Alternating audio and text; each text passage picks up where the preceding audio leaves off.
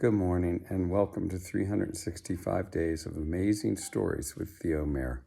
Here we are on day 185 and I'm continuing stories from 1001 Arabian Nights. Remember that Harun al-Rashid, the Caliph, commander of the faithful, and Jafar had been out one day. They discovered a fisherman who was quite down on his luck, gave him quite a sum of money for one cast of his net into the Tigris River, and what they pulled up surprised them both. It was a basket-like wooden container with a woman inside, and Harun al-Rashid was adamant that he find out the mystery behind this. Who would have done such a thing in his kingdom? And so Jafar was sent out to discover the whereabouts of this person, this potential murderer.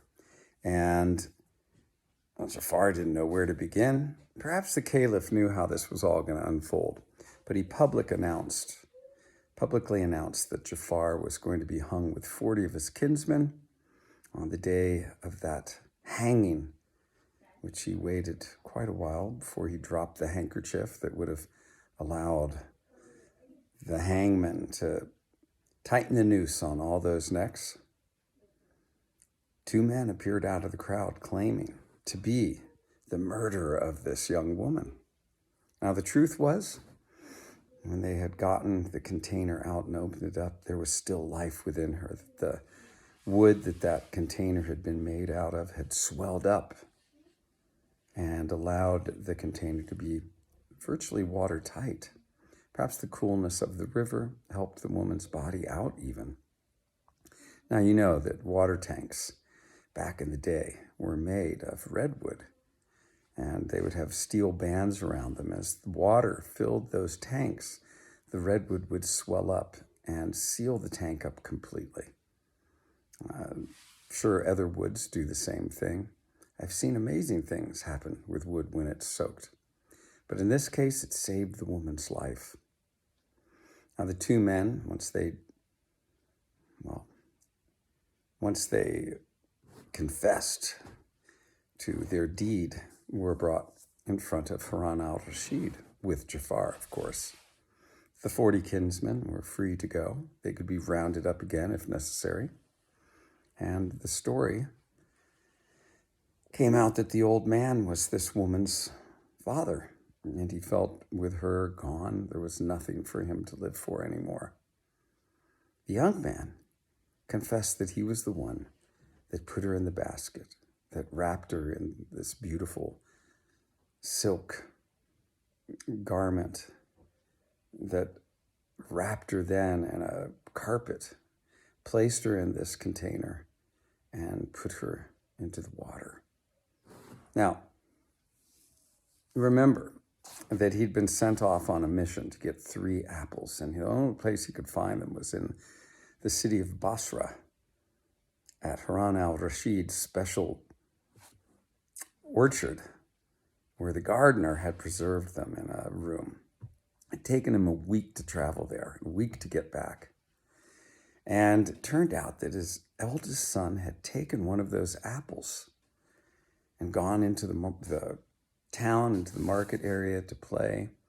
And there he was with his 2 brothers, and he was kind of, messing around with the apple, throwing it up there and catching it. Everyone knew that there were no apples at this point in time. And this big slave came by and grabbed the apple and took off with it. Now, there was an interaction that took place between the eldest son and this slave. And the slave, when he took it, the eldest son was, please don't take that. And the slave was like, why shouldn't I? And the son confessed the story that his father had traveled 2 weeks to go and bring those apples back for his sick and dying mother, and that it would only make trouble for him and his entire family if he took off with that apple. So the slave knew what the deal was, and he took off with it anyway. And it just so happened that the young man whose wife lay sick and dying saw this slave going through the marketplace with an apple that looked like the one that he had brought back, one of the three. So he accosted the slave and asked him what he was doing with the apple. And the slave told him that his mistress had given it to him, that he had just gone to see her, and that her wimp of a husband had gone off for 2 weeks to bring back these apples for her. Well, he was dumbfounded. He couldn't believe that this was true, but he didn't know what else to think. So he had rushed back to his house to find out the truth. Now, he was telling all this to the Caliph, Harun al-Rashid, commander of the faithful. Jafar is listening on. Of course, everybody's listening with somewhat amazement to the story as it unfolds. Well, he'd gotten back to the house, and he saw that there were only 2 apples laying next to her side. Remember, he'd come in, he'd shown her the apples. She showed almost no interest at all, which made him wonder why had he been sent off to even get these things? They get back, there are only 2. It only made him, he said to Harun al-Rashid, I was convinced now that the slave had been telling the truth. Well, he said, wife, remember, she's super sick. Wife, there are only 2 apples next to you. What happened to the third? She opened her eyes and said, honestly, husband, I do not know. And then she slumped back over, and it seemed like, again, into one of these coma-like swoons, where even though he tried to, awaken her, she wouldn't awaken. He was angry at this point, very angry. And he ended up taking his wife and wrapping her in these wraps.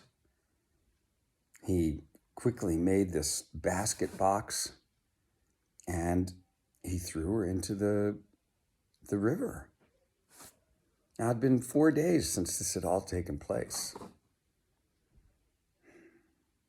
And amazingly, the woman had survived this thing for, almost a day, being submerged in the river. Luckily, Harun al-Rashid and Jafar had been going by and had this whole thing happen with the fisherman, and she'd been pulled out. And now she was under the best of care in the palace of the Caliph.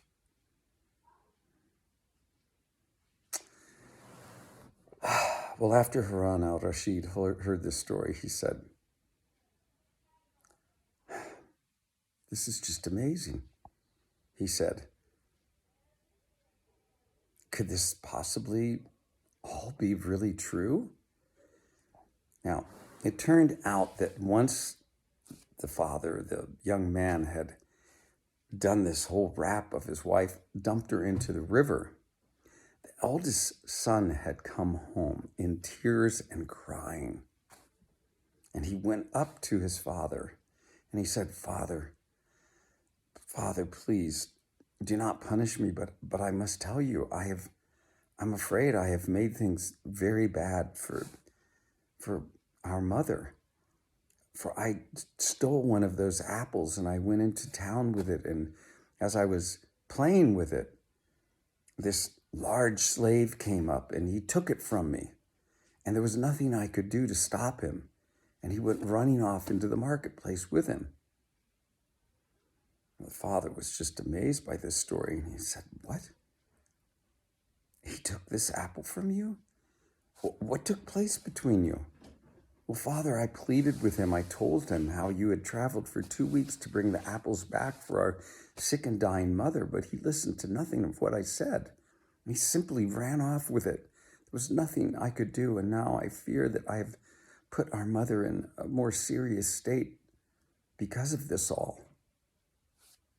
Well, the father just slumped to the floor and realized that he had been incredibly rash with his actions. He had listened to the words of a slave and taken them as truth. He had made assumptions. He had lived into an illusion. And he based his actions upon it.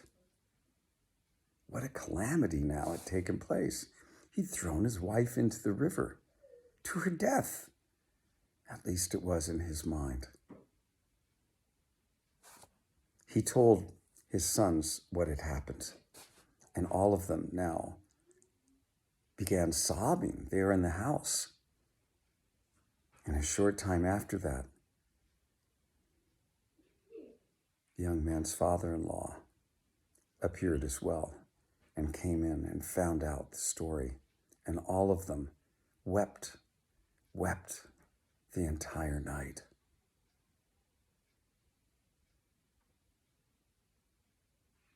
Well, when Harun al-Rashid heard this, he turned to Jafar and he said, This slave is responsible for all of this craziness. He is the one we must find. Now you know who was tasked with finding that slave again. Jafar. And again, the caliph threatened him with his life if he was unable to find this slave. The caliph told him he had 3 days. The old man and the young man, well, they were relieved, as you might imagine, to hear that wife was still alive and in the care of the caliph's physicians. They were led into her room. They were given quarters there throughout the night, fed abundantly, and taken care of.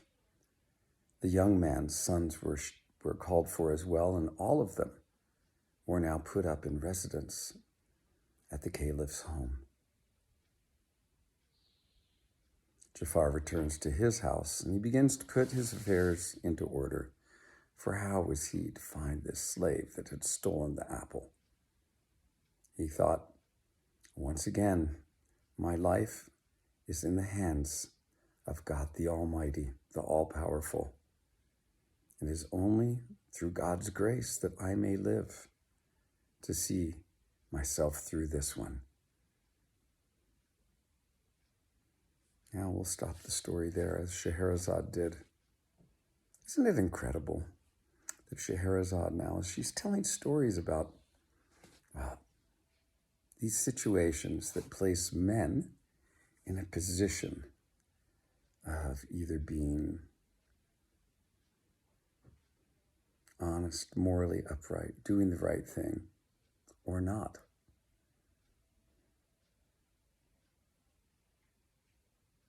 Women as well, as was the case with the 2 sisters who were turned to dogs.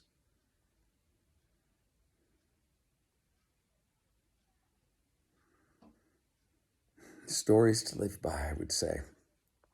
Okay, thanks for joining. Have a good rest of your day. It is 4th of July today here, and so happy Freedom Day. Hope you enjoy your freedom with this day.